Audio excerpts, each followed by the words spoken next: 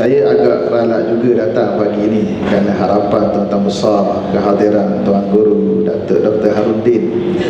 Yang datang hanya Khairuddin saja. Jadi tayamum nak ganti air ni taklah saya buat air.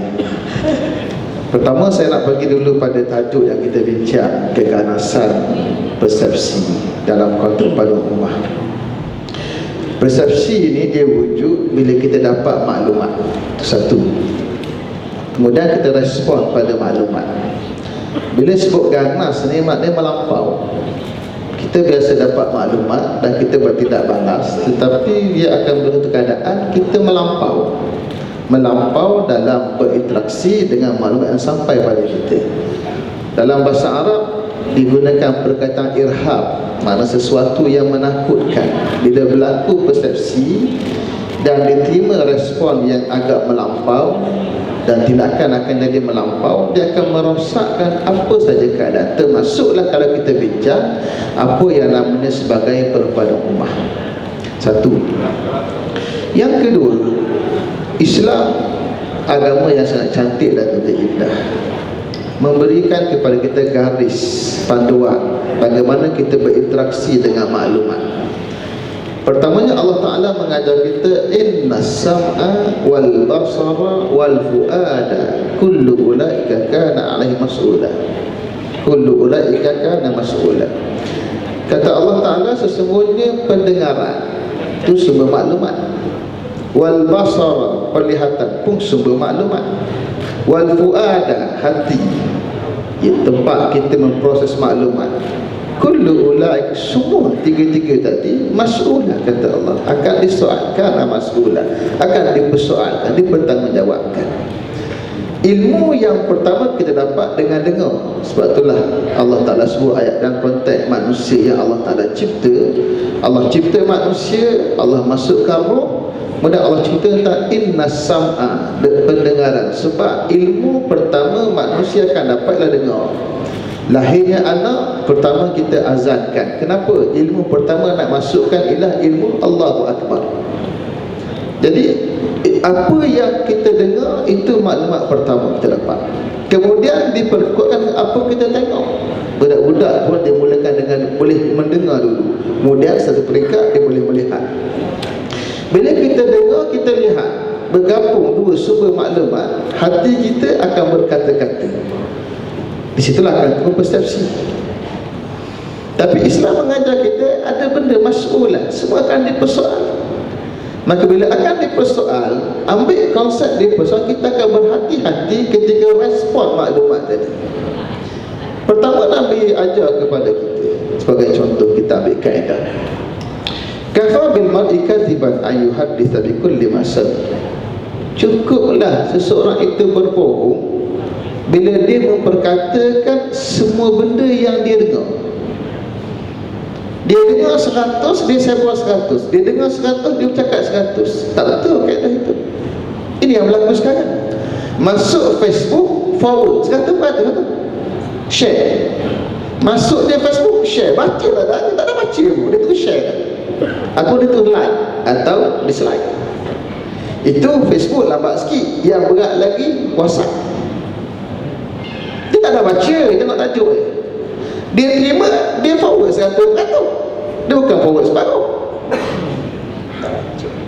Satu tak baca, atau dia baca tak faham, atau dia faham, dia sabar, adakah maklumat itu betul? Ini konsep Islam. Betul, saya sendiri ambil konsep kaedah, dapat maklumat apa tak saya baru simpan dulu. Kita ni suka sabar. Kenapa? Nak jadi hero yang pertama tukar sabar. Politik gambar, poligam, bukan poligami. Poligam. Politik gambar, sekeping gambar seorang nak ditafsirkan dengan 1000 tafsiran. Ini satu benda yang sangat bahaya untuk masyarakat dekat masa panjang. Jadi bila tu dia kata takkan ada apa-apa kok. Tersebarlah maklumat semua kononnya Aisyah berzina dengan Safwan bin Mu'attal. Allah biar cerita ni berlangsung 2 minggu untuk mengajar umat.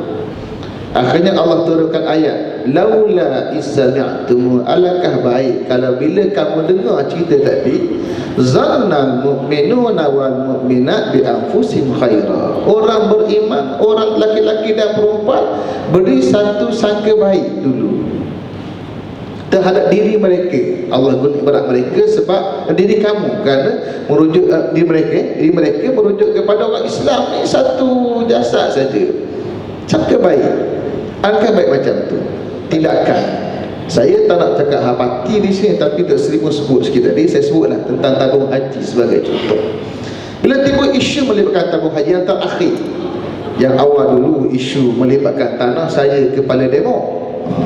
Orang pertama buat demo, sampai pengurusi telefon, Ustaz demo saya apa namanya, Datuk Aziz.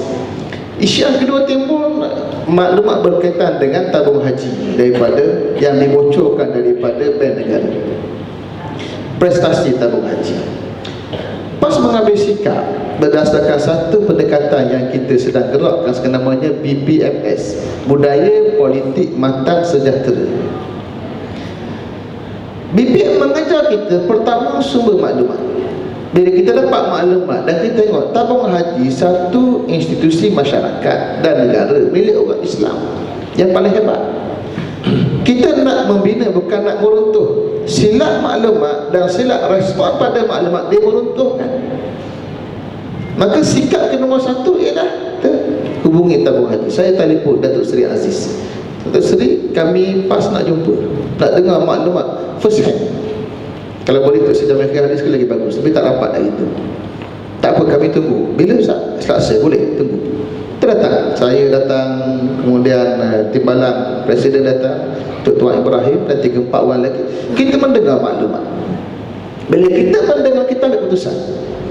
Saya bukan nak cerita apa keputusan kami, bukan cerita apa keputusan kami, cerita bagaimana kami berinteraksi dengan maklumat. Keputusan itu hak masing-masing untuk menilai.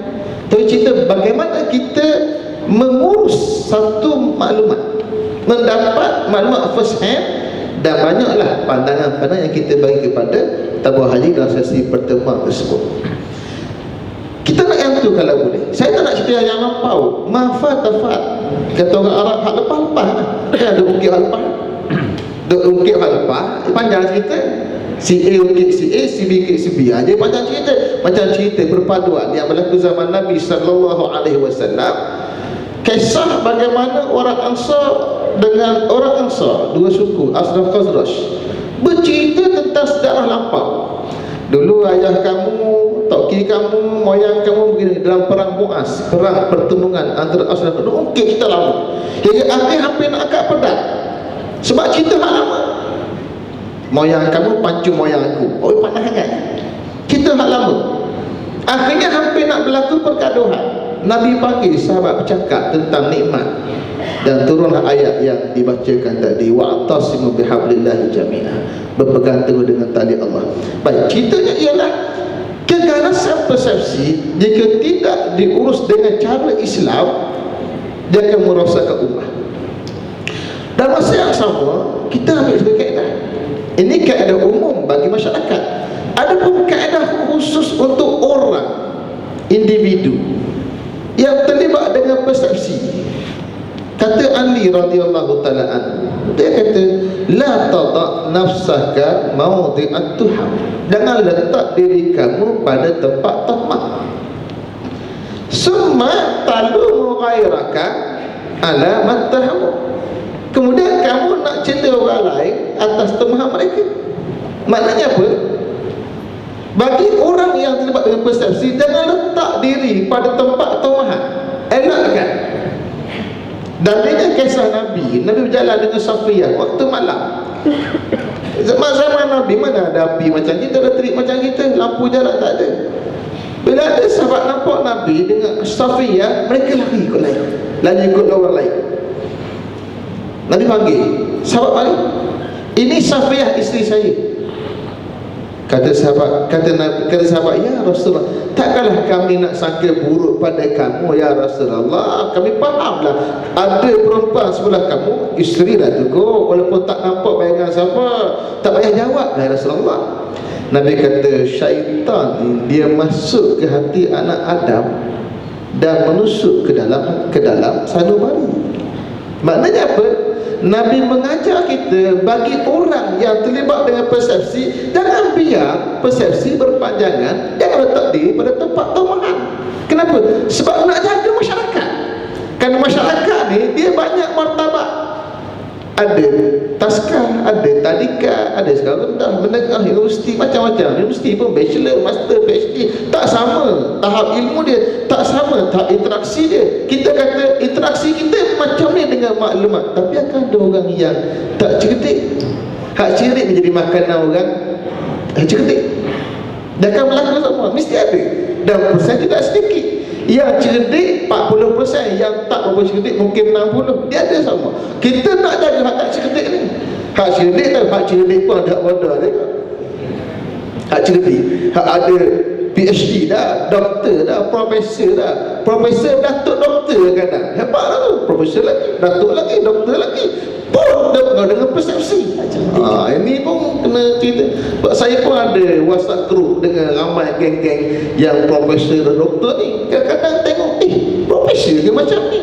Cara terima maklumat tu dan cara sembah tak gambarkan kita profesor, datuk, doktor. Saya ingat Prof ada sekali kot dalam group. Saya banyak baca. Baik. Jadi ceritanya ialah kita nak imbang antara dua keadaan. Satu, diri kita, jaga diri kita. Kedua, masyarakat mesti dididik. Itu sebagai